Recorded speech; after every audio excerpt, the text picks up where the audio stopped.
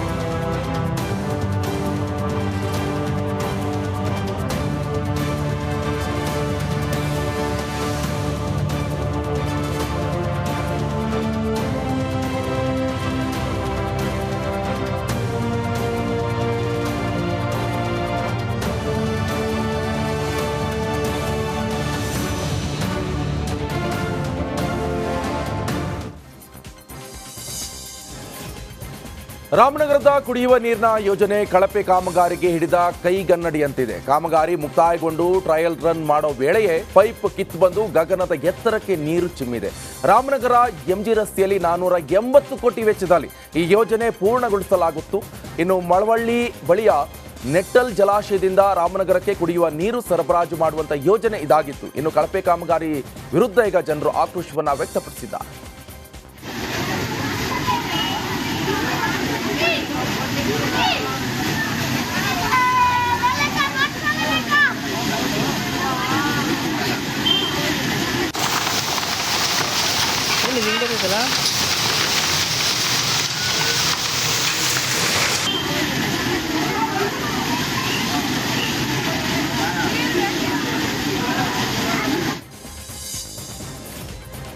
ಚಿಕ್ಕಮಗಳೂರು ಜಿಲ್ಲೆಯಲ್ಲಿ ಸುರಿತಾ ಇರುವಂತಹ ಧಾರಾಕಾರ ಮಳೆಗೆ ಹಳ್ಳ ಕೊಳ್ಳಗಳು ತುಂಬಿ ಹರಿತಾ ಇವೆ.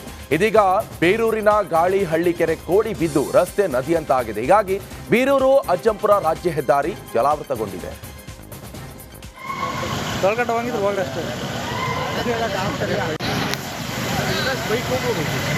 ಎಲ್ಲೋ ಹೋಗ್ತಂಬರ ಅಷ್ಟೊಂದು ಐಟಿದೆ ಬಿಡ್ತೀರಿ ಅಣ್ಣ, ಕಷ್ಟ ತಲೆ ತಿರುಗುತ್ತಲ್ಲಿ. ಅಲ್ಲಿ ಒಂಥರ ಚಕ್ರ ಬಂದಂಗೆ ಆಗುತ್ತೆ ಹೋದಾಗ, ನೀರೊಳಗೆ ಹೋದಾಗ ಜಾಸ್ತಿ ಐಟಿದೆ ನೋಡಿ. ಜಿಲ್ಲೆ ಅಥಣಿ ತಾಲೂಕಿನ ಹುಲಿಗಬಾಳ ಗ್ರಾಮದಲ್ಲಿ ನಡೆದಿದೆ. ನಾಪತ್ತೆಯಾಗಿರುವಂತಹ ಬಾಳು ಚೌಹಾಣ್ ಅವರಿಗಾಗಿ NDRF ತಂಡದ ಕಾರ್ಯ ಕೂಡ ನಡೀತಾ ಇರುವಂತಹ ಶೋಧ ಕಾರ್ಯ. ಈ ಕಾರ್ಯಾಚರಣೆ ನಡೆಸ್ತಾ ಇರುವಂತಹ ದೃಶ್ಯ ಕೂಡ ಡ್ರೋನ್ ಕ್ಯಾಮೆರಾದಲ್ಲಿ ಸೆರೆ ಹಿಡಿಯಲಾಗಿದೆ.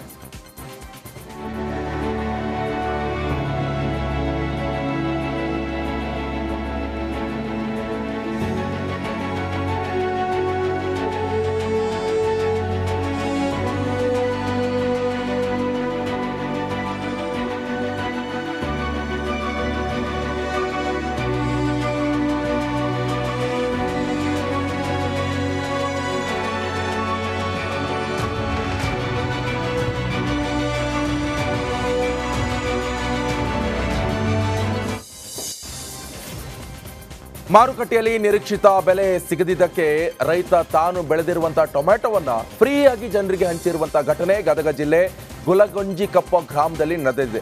ಇನ್ನು ಚನ್ನಬಸಯ್ಯ ಗಡ್ಡದೇವರ ಮಠ ಜನರಿಗೆ ಉಚಿತವಾಗಿ ಟೊಮೆಟೊ ಹಂಚಿದ್ದಾರೆ. ಇನ್ನು ಈ ಫ್ರೀ ಟೊಮೆಟೊಗೆ ಜನರು ಬಕೆಟ್ ತಂದು ತುಂಬಿಕೊಂಡು ಹೋದರು.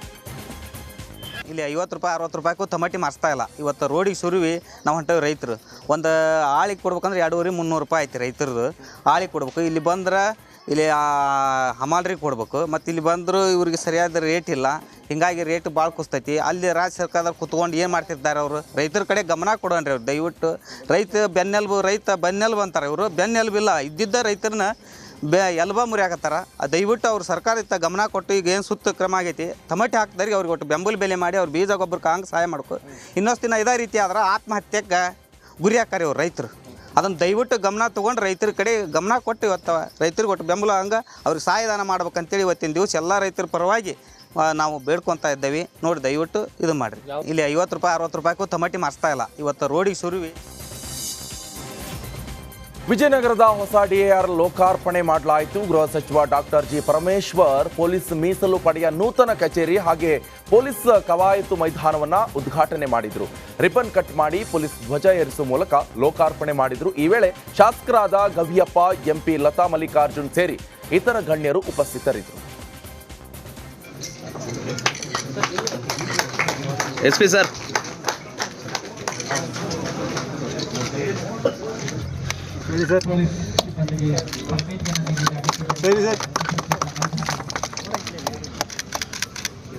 ಎಲ್ಲರೂ ಇದ್ದೀರಾ? ಕ್ಯಾಮ್ರಾ ಕಾಣಿಸ್ತಾರೆ. ಓಕೆನಾ? ಓಕೆ.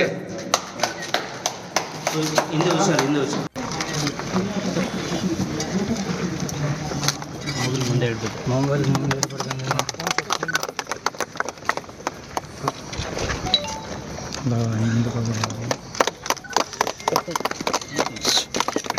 ಏನು ಗಿಡ ಇದು? ಹೂವಿನ ಗಿಡ. ಮರ.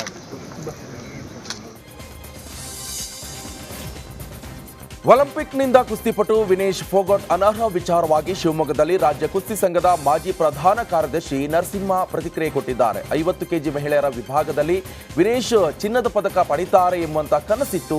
ಚಿನ್ನದ ಪದಕ ಹೋದರೂ ಕೂಡ ಬೆಳ್ಳಿ ಪದಕ ಸಿಗುವ ನಿರೀಕ್ಷೆ ಇತ್ತು. ಆದರೆ ಇದೀಗ ಅನರ್ಹಗೊಂಡಿದ್ರಿಂದ ನಿರಾಸೆ ಆಗಿದೆ. ಇದರಲ್ಲಿ ಪಿತೂರಿ ನಡೆದಿರುವ ಅನುಮಾನ ಇದೆ ಅಂತ ಹೇಳಿದ್ದಾರೆ. ತಮಗೆಲ್ರಿಗೂ ತಿಳಿದಂಗೆ ಬರೀ 100 ಗ್ರಾಮ್ ತೂಕನ ಇಳಿಸೋದು ಅವ್ರಿಗೇನು ಕಷ್ಟಕರವಾದಂಥದ್ದೇನಲ್ಲ. ಆದರೆ ನಿಯಮ ಯಾಕೆ ಬದಲಾಯಿತು? ಆವತ್ತೇ ನಡಿಬೇಕಾಗಿದ್ದಂಥದ್ದು ಈಗ ಬೇರೆ ಬೇರೆ ಕ್ರೀಡೆಗಳಲ್ಲಿ ಇವತ್ತು ಇಂದ ಪ್ರಾರಂಭ ಆದರೆ ಕ್ವಾರ್ಟರ್ ಫೈನಲ್ ಒಂದು ದಿವಸ, ಇನ್ನೊಂದು ದಿವಸ ಸೆಮಿಫೈನಲ್ಲು, ಇಂಥದ್ದೆಲ್ಲ ರೌಂಡ್ ರಾಬಿನ್ನಿಂದ ಬರ್ತವೆ. 16 ಟೀಮ್ಸ್ ಏನು ಬರ್ತವೆ. ಆ ರೀತಿಯಾಗಿ ಇದು ಆ ರೀತಿ ಆಗಿಲ್ಲ. ಅವತ್ತೇ ಮುಗಿಬೇಕಾಗಿದ್ದಂಥದ್ದನ್ನು ಮಾರನೇ ದಿವಸಕ್ಕೆ ಹಾಕಿರೋದು ಯಾತಕ್ಕೆ ಅನ್ನೋದೇ ನಮಗೆ ಒಂದು ಅತ್ಯಾಶ್ಚರ್ಯಕರವಾಗಿದೆ. ಅಲ್ಲಿ ತಮಗೆಲ್ರಿಗೂ ತಿಳಿದಂಗೆ ಬರೀ 100 ಗ್ರಾಮ್. ಉಡುಪಿಯ ಮಲ್ಪೆಯ ಬಂದರ್ನಲ್ಲಿ ಸಾಮಾಜಿಕ ಕಾರ್ಯಕರ್ತರು ಮೀನುಗಾರರ ನೆರವಿನೊಂದಿಗೆ ವಿಶೇಷ ಸ್ವಚ್ಛತಾ ಕಾರ್ಯವನ್ನು ಕೈಗೊಂಡಿದ್ದಾರೆ. ಲೋಡುಗಟ್ಟಲೆ ಕಸಗಳನ್ನು ತೆರವು ಮಾಡುವ ಕಾರ್ಯಕ್ಕೆ ಸಾಮಾಜಿಕ ಕಾರ್ಯಕರ್ತರು ಮೀನುಗಾರರ ನೆರವಿನೊಂದಿಗೆ ಮುಂದಾಗಿದ್ದಾರೆ. ಬಲೆಗಳನ್ನು ಬಳಸಿ ಕಸದ ರಾಶಿಯನ್ನ ಬಂದರು ಪ್ರದೇಶದ ಕೊಳಕು ನೀರಿನಿಂದ ಮೇಲಕ್ಕೆತ್ತಿದ್ದಾರೆ. ಈ ಸ್ವಚ್ಛತಾ ಅಭಿಯಾನಕ್ಕೆ ವ್ಯಾಪಕ ಪ್ರಶಂಸೆ ಕೂಡ ವ್ಯಕ್ತವಾಗಿದೆ.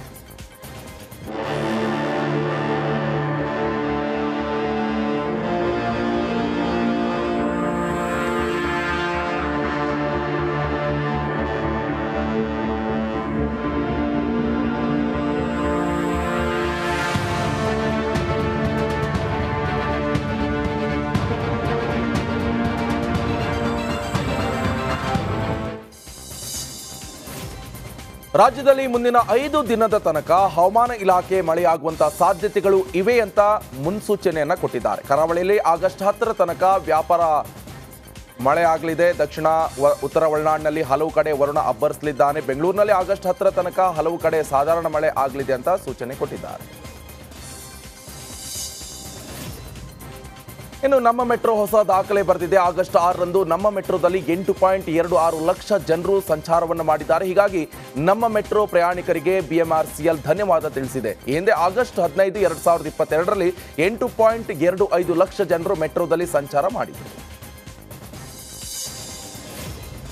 ಯಲ್ಲಮ್ಮದೇವಿ ಭಕ್ತರಿಗೆ ಭೀಮಾ ನದಿ ಜಲ ದಿಗ್ಬಂಧನ ಹಾಕಿದೆ. ಕಲಬುರಗಿಯ ಅಫ್ಜಲ್ಪುರ ತಾಲೂಕಿನ ಮಣ್ಣೂರು ಗ್ರಾಮದ ಶ್ರೀ ಯಲ್ಲಮ್ಮದೇವಿ ದೇವಸ್ಥಾನ ಸೇತುವೆ ಮುಳುಗಡೆಯಾಗಿದೆ. ಭೀಮಾ ನದಿಯಲ್ಲಿರುವಂತಹ ಯಲ್ಲಮ್ಮದೇವಿ ದೇವಸ್ಥಾನಕ್ಕೆ ಹೋಗುವಂತಹ ಪ್ರಮುಖ ಸೇತುವೆ ಮುಳುಗಡೆ ಆಗಿರುವುದರಿಂದ ಭಕ್ತರಿಗೆ ದರ್ಶನ ನಿರ್ಬಂಧ ಹೇರಲಾಗಿದೆ. ಮಹಾರಾಷ್ಟ್ರದ ಜಲಾಶಯಗಳಿಂದ ಭೀಮಾ ನದಿಗೆ ನೀರು ಬಿಡುಗಡೆಯಾಗಿರುವುದರಿಂದ ಸೇತುವೆ ಮುಳುಗಡೆಯಾಗಿದೆ. ಆದರೆ ಬೋಟ್ ಮೂಲಕ ತೆರಳಿ ಅರ್ಚಕರು ಪೂಜೆಯನ್ನ ಸಲ್ಲಿಸಿದ್ದಾರೆ. ಕುಡಿಯುವ ನೀರಿಗಾಗಿ ಬಯಲುಸೀಮೆ ಜಿಲ್ಲೆಯಲ್ಲಿ ಜಲಾಶಯ ನಿರ್ಮಾಣ ಮಾಡಲಾಗಿದೆ. ಈ ಜಲಾಶಯ ನಿರ್ಮಾಣವಾಗಿರುವಂತಹ ಸ್ಥಳ ಹಾಗೂ ಸುಂದರ ವಾತಾವರಣ ಪ್ರವಾಸಿಗರನ್ನ ಕೈಬೀಸಿ ಕರೀತಾ ಇದ್ದು ಬಯಲುಸೀಮೆಯಲ್ಲಿ ಮಲೆನಾಡಿನಂತಹ ವಾತಾವರಣ ನಿರ್ಮಾಣ ಆಗಿದೆ. ಕೋಲಾರದಲ್ಲಿ ಜಲಾಶಯವನ್ನ ಸುಂದರ ಪ್ರವಾಸಿ ತಾಣ ಮಾಡಲು ಅರಣ್ಯ ಇಲಾಖೆ ಪ್ಲಾನ್ ಮಾಡ್ತಾ ಇದ್ದು ಜಿಪ್ಲೈನ್ ಮತ್ತು ಮಕ್ಕಳ ಆಟದ ಪಾರ್ಕ್ ಹಾಗೆ ಬೋಟ್ ಮಾಡಲು ಸಿದ್ಧತೆಯನ್ನು ನಡೆಸಲಾಗ್ತಾ ಇದೆ.